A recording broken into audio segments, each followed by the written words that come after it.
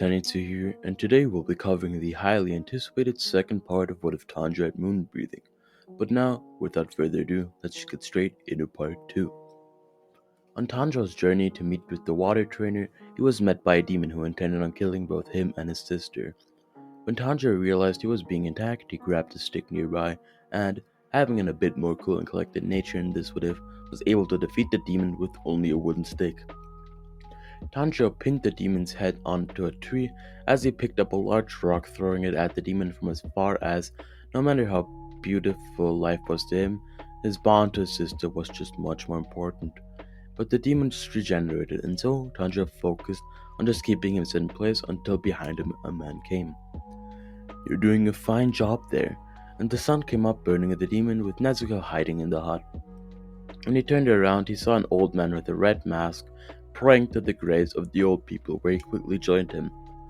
After some conversation, he found out the old man was Orokodaki, who he quickly began training with. As their training was going along, Orokodaki found out that Tanjiro had something much more fitting to his body, the moon breathing technique. Now, of course, Orokodaki had only heard of this as the legendary Upper Moon One was rumored to use this breathing style, but to see an actual use of this breathing style was truly wondrous. Instead of teaching him the water breathing technique, he began teaching him how to use a breathing style more correctly, and after studying the way Tanjiro used moon breathing against some dummies, gave him tips on how to improve, alongside just general strength training and all. After 2 years of training, Tanjiro finally finished his training and went on to final selection clad in his purple Haori. When he arrived, he saw two people with the same masks as him, fox masks, at the selection, and throughout final selection, they always seemed near to him, which confused him. However, every time he tried to talk to them, they quickly dodged all of his advances, with Tanjiro just moving on until he came to the largest demon of them all. When Tanjiro saw him, he was surprised. Such a large demon for a beginner level test was something. But when he turned around to the two people to run away, he saw them completely frozen as suddenly the demon began to speak. "Another one of Urokodaki's kids, I see. I can tell by that fox mask. You know, oh, how I hate that god-forsaken man. I will take great pleasure in taking your life just like I did all of those others." Tanjiro's eyes widened in horror as the demon began reminiscing loudly about most recent pair of kids he had killed and eaten. A small girl just like the one that kept on following Tanjiro, and a kid with orange hair, once again just like one of the kids following him. "Oh, I get it now," Tanjiro said as he clutched his blade tightly. "So you don't need to say anything more. Have a moment of silence for their sacrifice." Tanjiro stood completely still in the same position as before, which led to the demon attempting to crush him under his hand, but suddenly Tanjiro disappeared. Moon breathing, first form, dark moon, evening palace, and slashed swiftly in a singular horizontal motion in a crescent shape. The demon laughed for a second. He didn't feel a single slice landing, but out of nowhere a massive slice slashed off his head in a quick but clean way, although his body was littered with moonlight cuts. When the demon's head hit the ground, Tanjiro felt his pain and held his hand as he died, but was also glad the demon had died. He had saved the legacy of Urokodaki. Now, having finished final selection, Tanjiro was able to choose an ore for his sword, and, using his nose, he went with the second most pure ore of the lot. He wanted someone else to have a good chance at becoming a great demon slayer too, and a small boost like that could go a long way. When he returned to Urokodaki's hut, he found Nezuko standing outside, as she had finally woken up, which moved Tanjiro to tears as he ran toward her, hugging her and telling her how much he had missed her, with Urokodaki standing in the back smiling at them both, as tears flowed from underneath his mask. Tanjiro had done it. He had come back. As a gift for his return, Orokodaki gave to Tanjiro an astoundingly high-quality box, where he could house Nezuko during the day, to which Tanjiro thanked him around 20,000 times before going on his first mission. When Tanjiro got to the town where he was supposed to find the demon, he saw the empty streets of the town. How weird. Normally the streets would be filled with people coming home from their work, or maybe even going to eat somewhere. But after the mysterious disappearances of several women in the streets, everyone had remained inside except for a man who seemed to be in deep sorrow. When Tanjiro walked up to him asking him what was wrong, he laid everything onto him, with the disappearance of his girlfriend and everything, to which Tanjiro replied, "Help me find the demon, sorry, I mean person that did this." and then proceeded to go after the demon's scent. After some struggle, he managed to find the demon who was doing this and grabbed his blade tightly. "You won't get away with this." But the demon just laughed, saying, "Oh, and how I will," and slowly got out of the black mass that was his blood demon lord. "I mean, look at how far I've come already," the demon further said, showing his collection of hair ties, which is when the man behind Tanjiro collapsed. That's that's hers." Tanjiro stood there silent, as suddenly his arteries became visible on his forehead, showing his incredible anger as he suddenly dashed toward the demon, cutting him through the stomach, then using the first form of the moon breathing technique before jumping onto a wall, boosting off of it, then using the second form of moon breathing. Moon breathing, second form, pearl flower, moon gazing, and unleashed a massive crescent shape blades, killing the demon, after which he wiped the blood off of his blade and put it back in its sheath.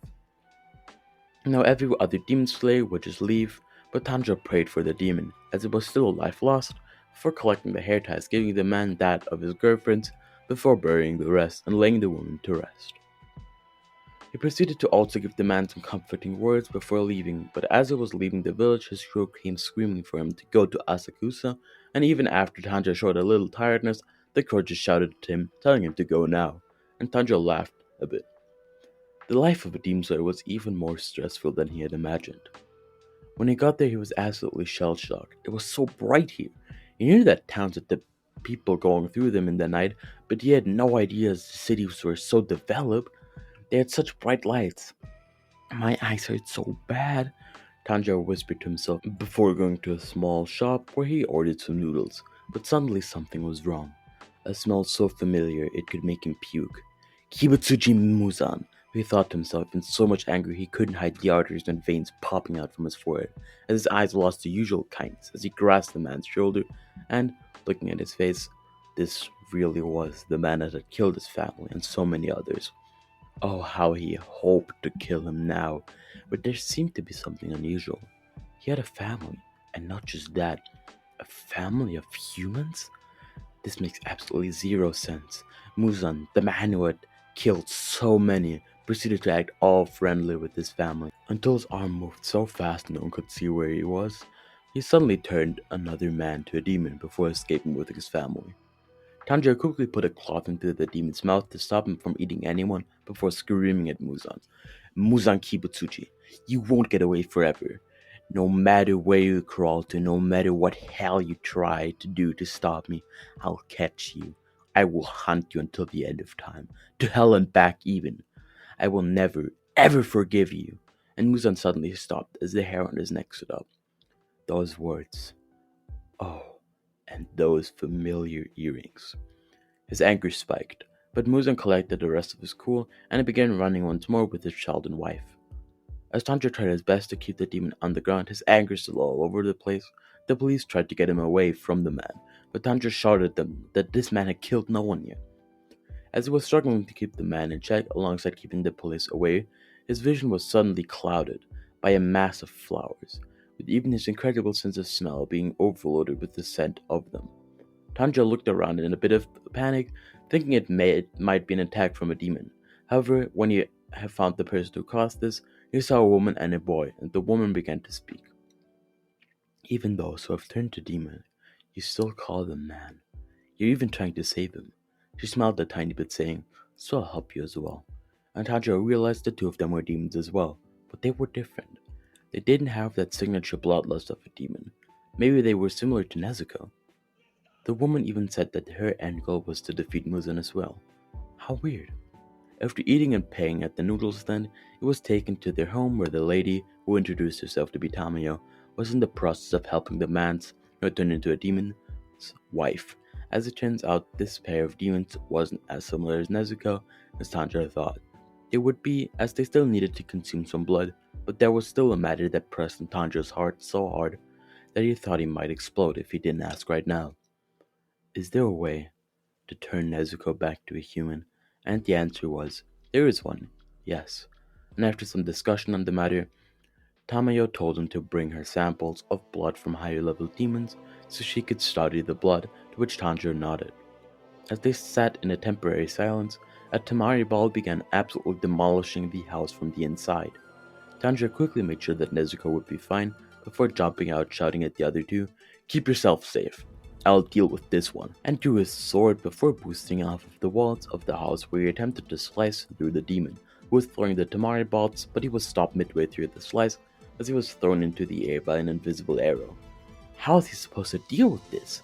This fight was absolutely insane, as Tanjiro needed to dodge invisible arrows alongside making sure not to be hit by the Tamari balls. But the issue was fixed when Yuichiro gave Tanjiro his demon vision through his blood demonoid, which made the arrows visible to Tanjiro, and so he was able to kill both demons using moon breathing, third form, loathsome moon, chains, swinging his sword rapidly in two gigantic crescent slashes, from which a storm of smaller crescents spread, beheading both demons in one slash. Tanjiro was bleeding quite a bit at this point, as he had broken at least 4 ribs alongside many blunt force wounds along his body, but even then he stood praying for the two demons before collapsing to the ground using the last of his strength to get some blood out of the Tamari demon before finally passing out.